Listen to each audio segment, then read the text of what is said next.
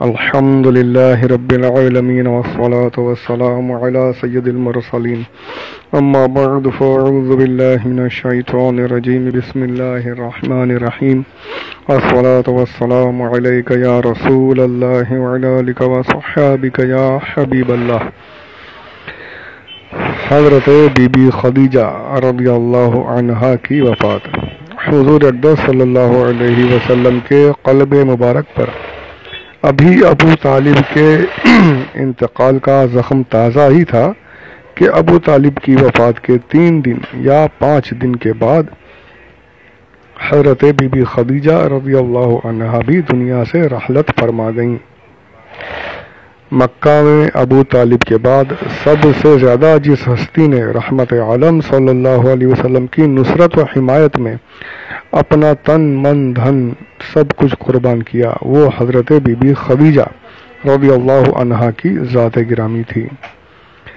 جس وقت دنیا میں کوئی آپ صلی اللہ علیہ وسلم کا مخلص مشیر اور غمخوار نہیں تھا، حضرت بی بی خدیجہ رضی اللہ تعالی عنہا ہی تھیں کہ ہر پریشانی کے موقع پر پوری جان نثاری کے ساتھ آپ صلی اللہ علیہ وسلم کی غمخواری اور دلداری کرتی رہتی تھیں۔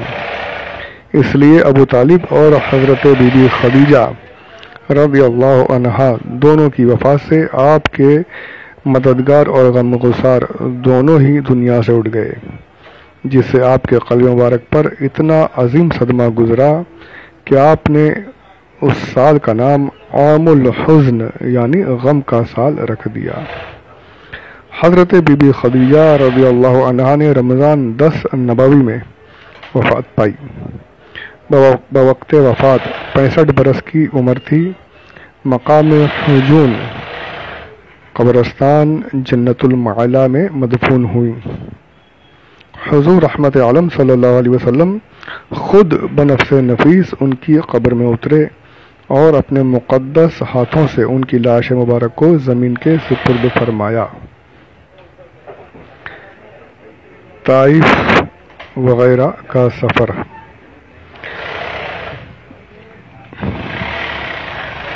مکہ والوں کی عناد اور سرکشی کو دیکھتے ہوئے جب حضور رحمت عالم صلی اللہ علیہ وسلم کو ان لوگوں کے ایمان لانے سے مایوسی نظر آئی تو آپ صلی اللہ علیہ وسلم نے تبلیغ اسلام کے لیے مکہ کے قرب و جوار کی بستیوں کا رخ کیا۔ چنانچہ اس سلسلے میں آپ صلی اللہ علیہ وسلم نے طائف کا بھی سفر فرمایا۔ اس سفر میں حضور صلی اللہ علیہ وسلم کے غلام حضرت زید بن حارثہ رضی اللہ تعالی عنہ بھی آپ کے ساتھ تھے۔ طائف میں بڑے بڑے امراء اور مالدار لوگ رہتے تھے۔ ان رئیسوں میں عمر کا خاندان تمام قبائل کا سردار شمار کیا جاتا تھا۔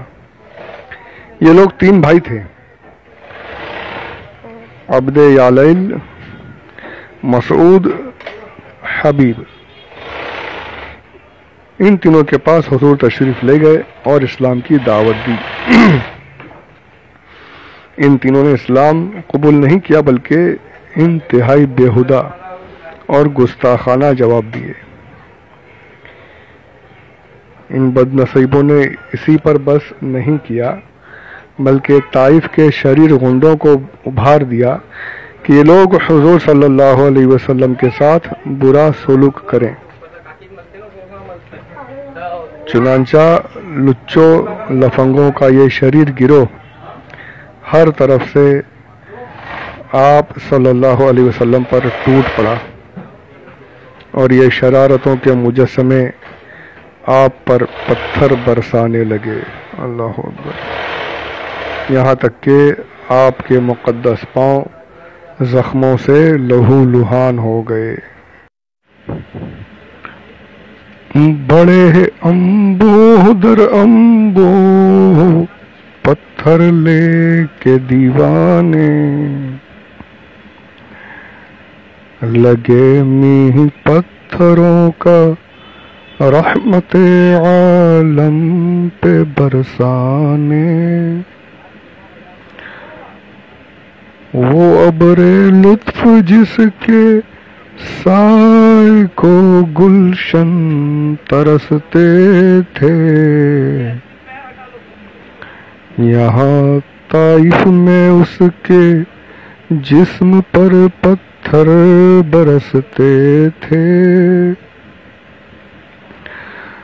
وہ بازو جو غریبوں کو سہارا دیتے رہتے تھے،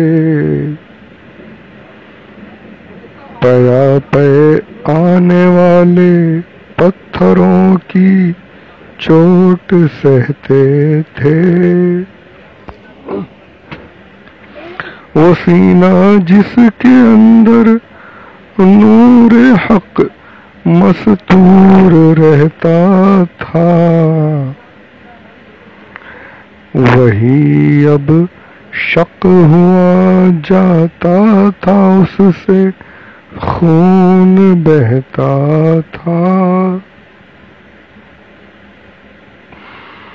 فرشتے جن پہ آ کر جبینے شوق رکھتے تھے، وہ پائے نازنی زخموں کی لذت آج چکھتے تھے، جگہ دیتے تھے جن کو حاملانے عرش آنکھوں پر،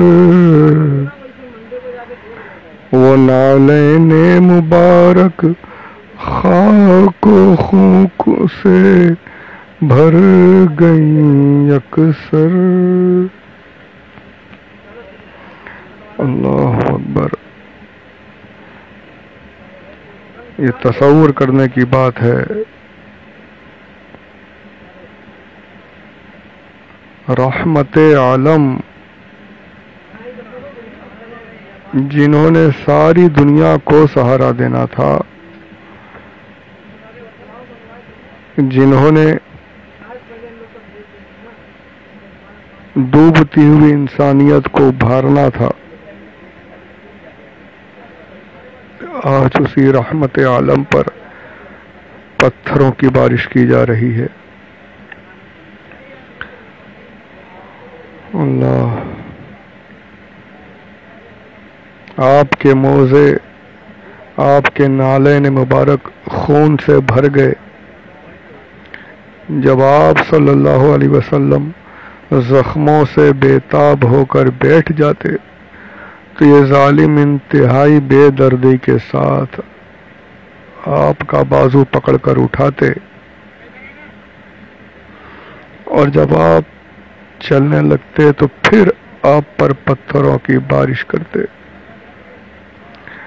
اور ساتھ ساتھ تانا زنی کرتے، گالیاں دیتے، تالیاں بجاتے، ہنسی اڑاتے۔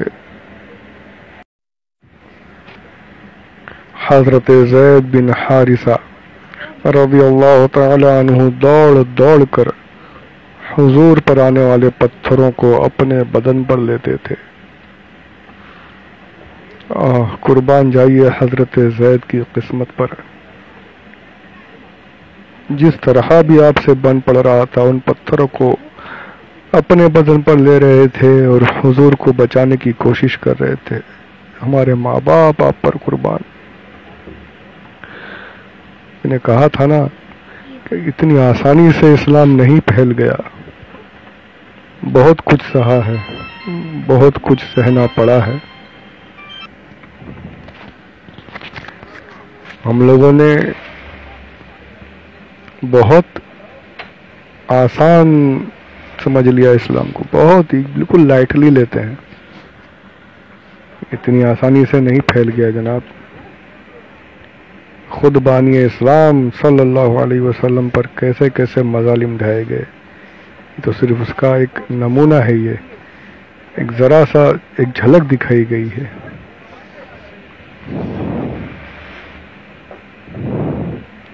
حضور صلی اللہ علیہ وسلم کو بچاتے تھے، یہاں تک کہ وہ بھی خون میں نہا گئے اور زخموں سے نڈھال ہو کر بے قابو ہو گئے، یہاں تک کہ آخر آپ صلی اللہ علیہ وسلم نے انگور کے ایک باغ میں پناہ لی۔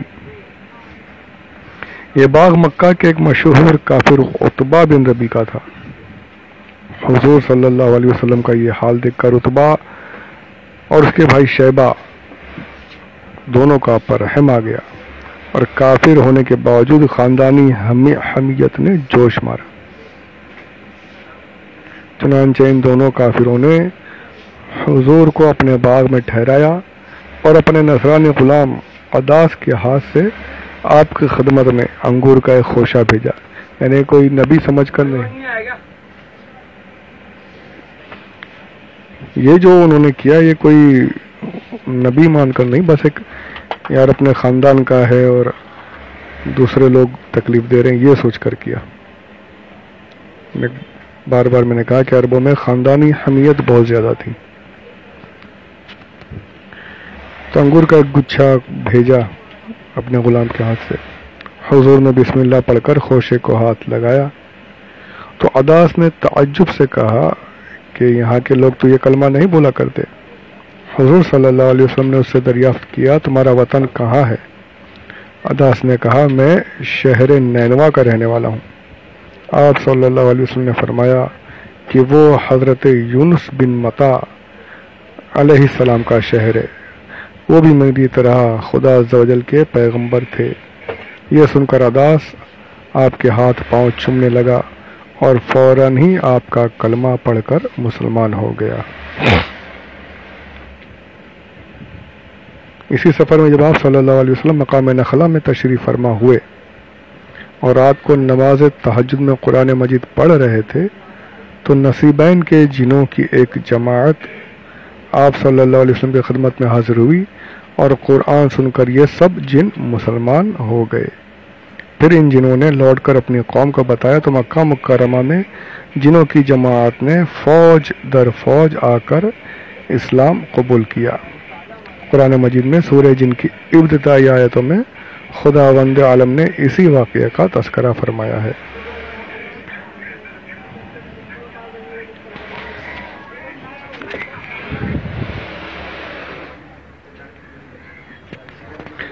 مقام نخلا میں حضور صلی اللہ علیہ وسلم نے چند دنوں تک قیام فرمایا، پھر آپ صلی اللہ علیہ وسلم مقام حرا میں تشریف لائے اور قریش کے ایک ممتاز سردار مطعم بن عدی کے پاس یہ پیغام بھیجا کہ کیا تم مجھے اپنی پناہ میں لے سکتے ہو؟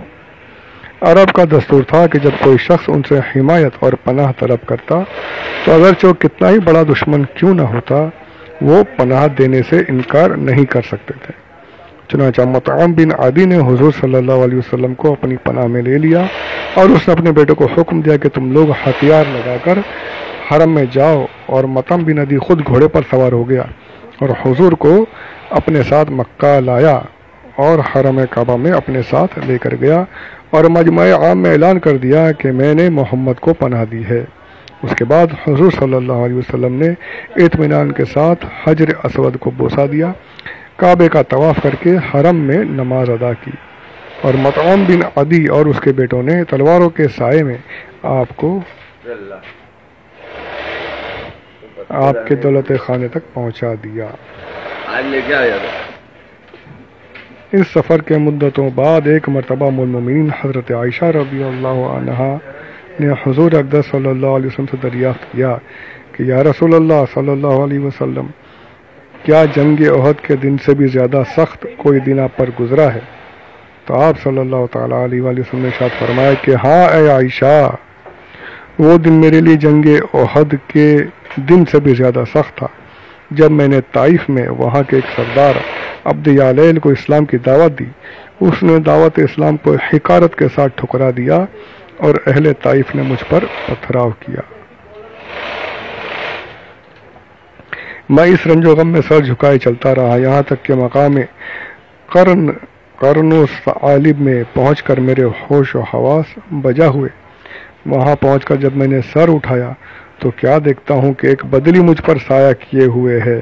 اس بادل میں سے حضرت جبریل علیہ السلام نے مجھے آواز دی اور کہا کہ اللہ تعالیٰ نے آپ کی قوم کا قول اور ان کا جواب سن لیا، اور اب آپ کی خدمت میں پہاڑوں کا فرشتہ حاضر ہے تاکہ وہ آپ کے حکم کی تعمیل کرے۔ حضور صلی اللہ علیہ وسلم کا بیان ہے کہ پہاڑوں کا فرشتہ مجھے سلام کر کے عرض کرنے لگا کہ اے محمد، اللہ تعالیٰ نے آپ کی قوم کا قول اور انہوں نے آپ کو جو جواب دیا ہے وہ سب کچھ سن لیا ہے، اور مجھ کو آپ کی خدمت میں بھیجا ہے تاکہ آپ مجھے جو چاہیں حکم دے اور میں آپ کا حکم بجا لاؤں۔ اگر آپ چاہتے ہیں کہ میں ابو قبیس اور قعقاع دونوں پہاڑوں کو ان کفار پر الٹ دوں تو میں الٹ دیتا ہوں۔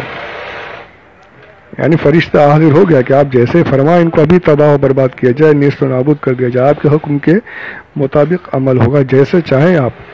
طائف کے لوگوں کو ابھی ختم کر دیتا ہوں، میں پہاڑ ان پر پلٹ دیتا ہوں، دونوں پہاڑیوں کے بیچ میں ان کو دبا دیتا ہوں، ختم کر دیتا ہوں بالکل۔ یہ سن کر حضور رحمت عالم صلی اللہ علیہ وسلم نے جواب دیا کہ نہیں، بلکہ میں امید کرتا ہوں کہ اللہ تعالیٰ ان کی نسلوں سے اپنے ایسے بندوں کو پیدا فرمائے جو صرف اللہ کی ہی عبادت کریں اور شرک نہیں کریں۔ یہ میرے آقا صلی اللہ علیہ وسلم کی رحمت ہے، اسی لیے آپ کو رحمت عالم کہا جاتا ہے۔ پتھر تک کھانے کے بعد، لہو لہان ہو جانے کے باوجود آپ نے بدلہ لینے کا نہیں سوچا، بلکہ ان کی اصلاح کی دعا کی۔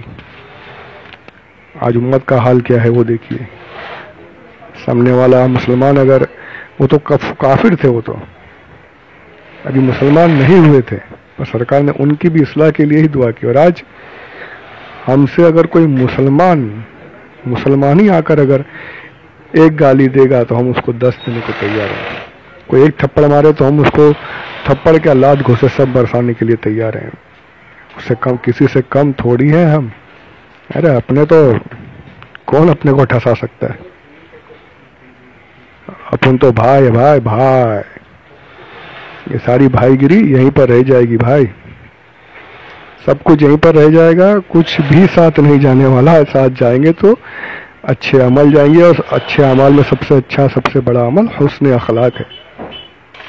اپنے نبی سے کم یہ تو سیکھ لو بھائی، تو بہت اونچی بات ہے۔ عفو درگزر کرنا، اپنی ذات کے لیے بدلہ نہیں لینا، یہ بہت بڑی بات ہے۔ ہمارے آقا صلی اللہ علیہ وسلم نے یہی سکھایا ہے، اپنی ذات کے لیے کبھی بدلہ سرکار نے نہیں لیا، ہمیشہ معافی، ہمیشہ رحمت۔